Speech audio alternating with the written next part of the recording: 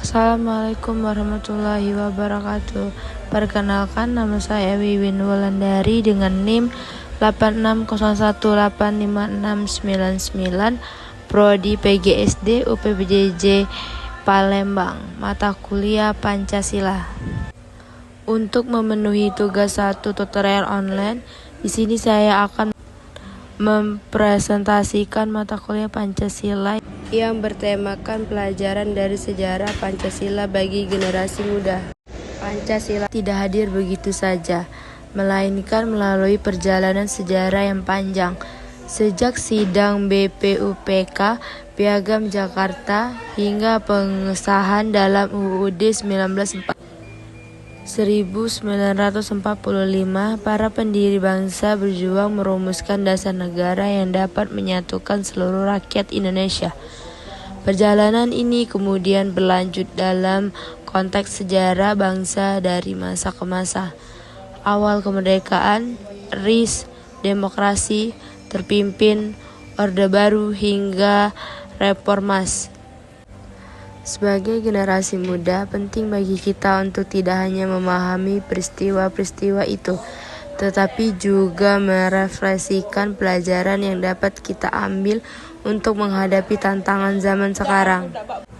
Pancasila sebagai dasar negara telah mengalami perkembangan dan implementasi yang berbeda-beda dalam berbagai periode sejarah Indonesia.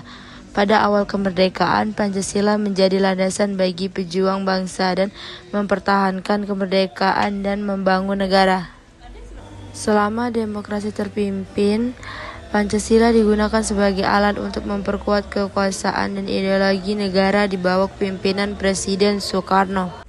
Pada Orde Baru, Pancasila dijadikan sebagai satu-satunya asas bagi semua organisasi dan kegiatan masyarakat dengan penafsiran dan implementasi yang ketat dan sentralistik di bawah kepemimpinan Presiden Soeharto. Setelah reformasi 1988, Pancasila tetap menjadi dasar negara, tetapi implementasinya lebih demokratis dan menghargai hak asasi manusia dengan penekanan pada demokrasi, pluralisme, dan keadilan sosial. Dengan demikian, Pancasila terus berkembang sesuai dengan dinamika politik dan sosial pada setiap periode sejarah Indonesia.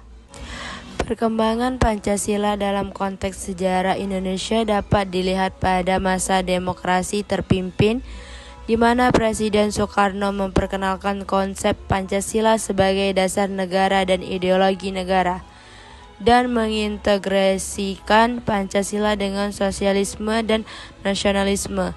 Salah satu peristiwa penting pada masa ini adalah Dekrit Presiden 5 Juli 1959 yang membubarkan Konstituante dan kembali ke UUD 1945.